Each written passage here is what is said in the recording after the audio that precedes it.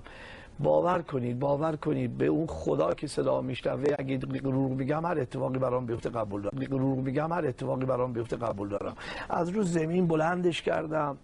مادرم یه معلم پیانوی روس داشت به اسم مادام اولگا، میامد هفته یه روز خونه درس میداد. وقتی میرفتن تمام میشد ساعت درسشون، میرفتم منم میزدم، پام به پدال پیانو نمیرسید، خیلی بچه بودم، اما میزدم، یه دونه نوت میزدم، نگار میداشتم.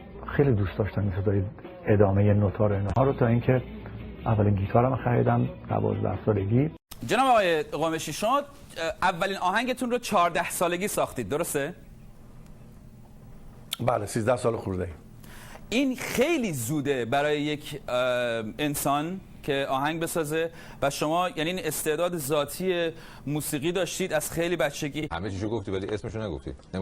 اجازه دارم اینو بگم که بله. من یه گله‌ای از بچه‌های ایران دارم، از جوانای ایران، و اینه که چرا اعتراضاشونو برای چی وقتی با چی موافق نیستن تلفن میکنن یا ایمیل میکنن و فوش میدن؟ چرا؟ اولا هر چی میگم راست میگم، دروغ نمیگم که کارهای بدی انجام میدن. ایشون مثلا اسمشو نمیارم باد، ولی ایشون سر مردم رو استیج کلاه میذاره، لب میزنه و مردم رو وای میسونه اون پشت 4 نفر، هیچ کدوم سیماش تو دستگاه نیست، همه ضبط شده است.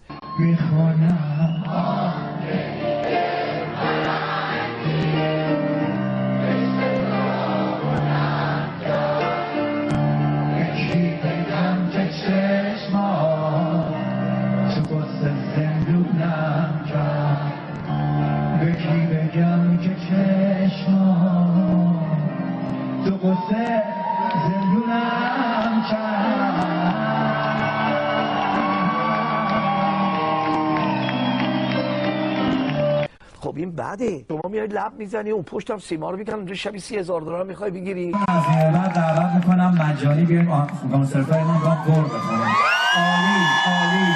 عالی. ایشون هیچی نداره برای که بخواد به مردم راضی کنه، فقط پول رو دوست داره بگیره. که فکر میکنم زود، ولی فکر بازنشستگی از نظر مالی اصلا نیست. من هر چی دارم خرج میکنم، هر چی دارم. شاید تو بانکم $17,000-18,000 پول باشه، این تمام پولی که دارم. خرجم خیلی زیاده، میخونم دیگه هر چی که بشه، کم میخونم، انقدر که نمیخوام که خیلی پول درارم به خاطر اینکه پول کنار بذارم هر جا که به پیشنهاد میکنم بخونم، چون نمیخوام همه جا بخونم. بعد گارسون میاری اون پشت وای میسته، میگی الکی دستت تکون بده $100 میگی. به جون دخترم که رایدو واقعیت.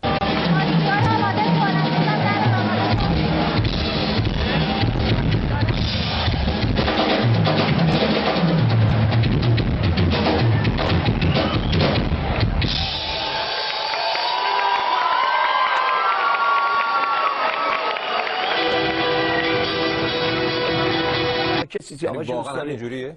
نگاه کنید این دفعه. چیزی میخوام بهتون بگم، خیلی خودمونی و خلاصه آدما بعضیاشون دوست ندارن یکی خیلی موفق باشه، وقتی نمیتونن خودشونو برسونن به اونجایی که اون آدم هست، که من باشم، که شما اینجایی، شروع میکنن چیزایی گفتن که صحت نداره. من خودم دارم میخورم.